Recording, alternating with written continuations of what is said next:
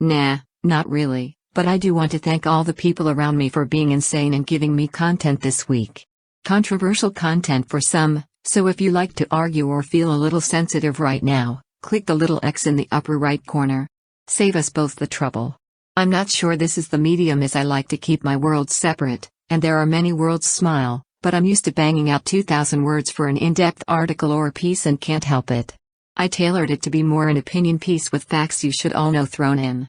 Then I second-guessed it and tried to come up with another post, but this is what it is. Here is my coronavirus experience so far. It will be different from someone in Italy right now, or China, the UK, etc., someone who is sick with it, someone who is in the mandatory 2-week quarantine after flying, etc., but this is mine, and this is what it is right now. I'm not sick, no one I know is sick, no one is featuring in the local paper or news sites as having COVID-19. Everyone I see and talk to is happy, healthy, able, and also bewildered. Literally nothing has changed in the general health status of the people around me, apart from the idiotic hysteria brought about by the biased news media. No schools are closed, yet. Some places of business have put their employees on 2 weeks shutdown with full pay, Apple Retail, and the government has put out a suggestion that gatherings of 500 plus people shouldn't go ahead, but so far, I think, they've left that at the discretion of the event planners. Things like street markets/block parties thrown by local government, where local businesses sell handmade jewelry, etc., have been cancelled. Concerts have been cancelled too, which is understandable since a lot of people fly in and sit in the audience and it's all close quarters. But the open air stuff bothers me. If I want to attend something like that, I should be allowed. My country and location within is pretty different from a lot of other places appearing in the news. This whole country has about 24 million people in it total, and about 200 of them might show up at different times to market stalls set up in a massive park with a lot of trees and grass. But okay. I will do what is asked because it's really not that hard, and who can be bothered in this weird weather? Shrugs hysteria. But settle down, sheep. Please. I want my pack of toilet paper for my regular grocery stock up, and I don't want to wake up at the ass crack of dawn and show an ID card to get it. The toilet paper has disappeared in NC, Aust, UK, etc., anywhere that likes to wipe their own ass. I referred to the Daegu in a previous post, and I figured this hysteria would blow over when those soulless, selfish, money-hungry idiots transported all the goodies back to other countries, but no, everyone is stocking up. I got over it, e.g., people are idiots, fine. I know that, I accept that. What I can't get over is the expanse and spread of this embarrassing behavior. Today I was told I can't buy 2 packs of napkins for something I was making for a, now cancelled, birthday party on the weekend. This video was posted to Facebook, apparently showing Daegu, paid, surrogate shoppers, systematically buying bulk items and arranging them in bags outside the store to transport. It appears to be from the era of the baby formula days, based on the items seen in the video, but this is how an international ring of paid shoppers do it. Maybe the grocery chains are trying to stop that weird shit? Last night there were comments and photos coming into social media platforms regarding busloads of people doing this by traveling to rural areas and cleaning them out to resell to China and other countries. And it's probably a nasty wake-up to show the grocery chains that they might have a limit, but it doesn't stop people running in there 10 minutes later to buy the same items. We've already got empty shelves in the long-life milk section, sugar aisle, obviously cleaning products of all kinds, and now meat. Yes, now meat. Even people who aren't surrogate shoppers are freaking out because that stuff is gone, and then they're going in and getting as much as they can. This is my own current personal experience, but there was no problem buying packaged meat at my local store until the news reported one of the big grocery chains limiting it. I was there in the morning and the news screened some BS soundbite that evening about minced meat being stockpiled. Abracadabra. The next day, no meat. The media is not helping. They like to spread the panic because it gets them clicks, it gets them viewers, and it gets them power.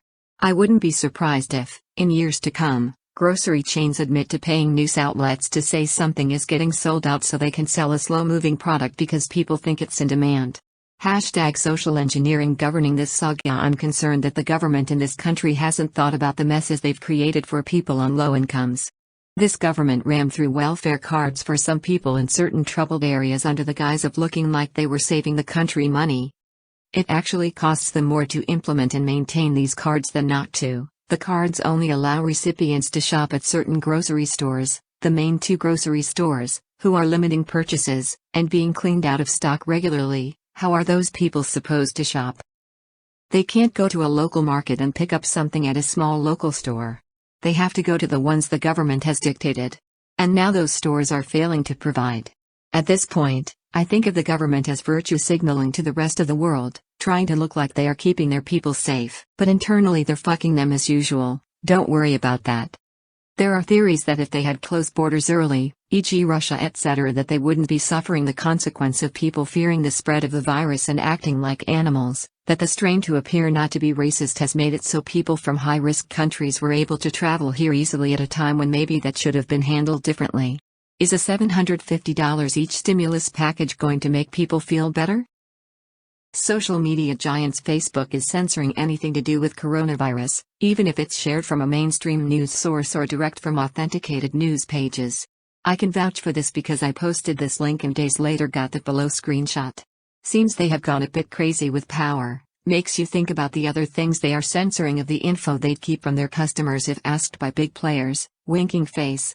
Google/Skynet has also changed algorithms so that certain phrases throw up a lot of result pages of links they want you to see before you can find anything alternative to what the mainstream wants you to believe.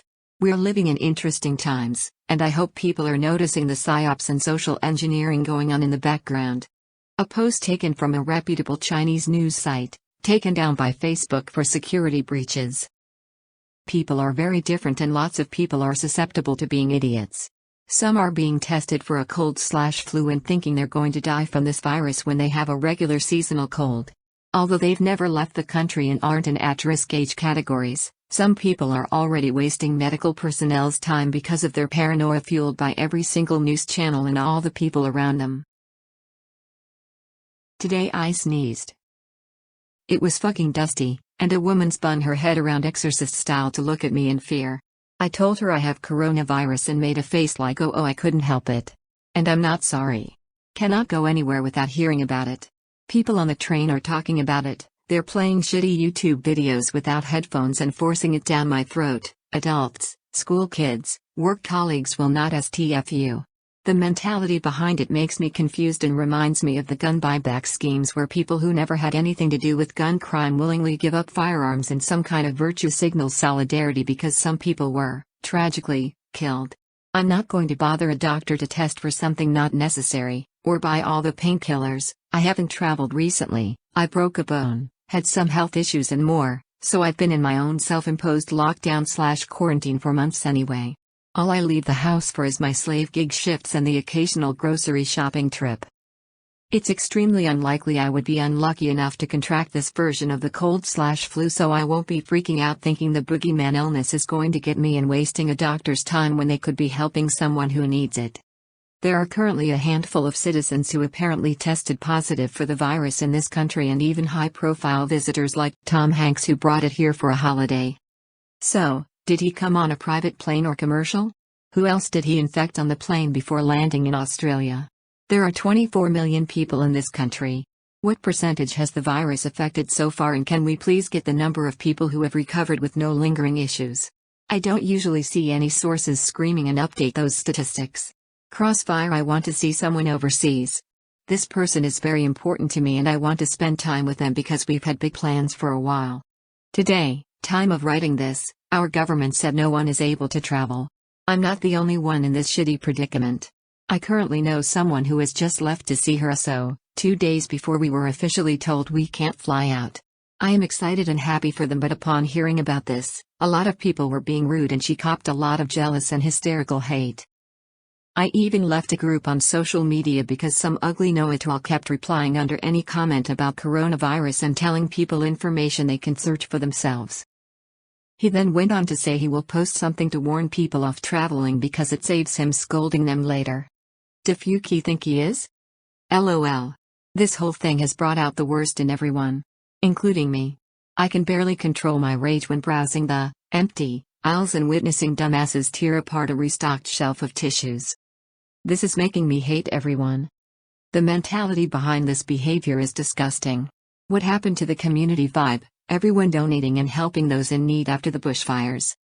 That sentiment disappeared as soon as people worried about how they were going to wipe their asses. Well done, Australia. How long will this last? I don't know, but probably as long as it takes to draw up sloppy legislation to steal some more rights. As bad as people think it is, or are being told it is, or that it actually is, it doesn't bode well. I'm old enough to remember what happened after 9/11 and the ridiculous measures proposed in the wake, including shock bracelets for every plane passenger in case someone had to be subdued. Being unable to take a hair straighter on board, and now passengers have to walk through FBS/body scanners, which are yet to catch a single terrorist but continue to zap people with radiation and expose their junk to the man behind the curtain. What you reckon they got in store for us this time?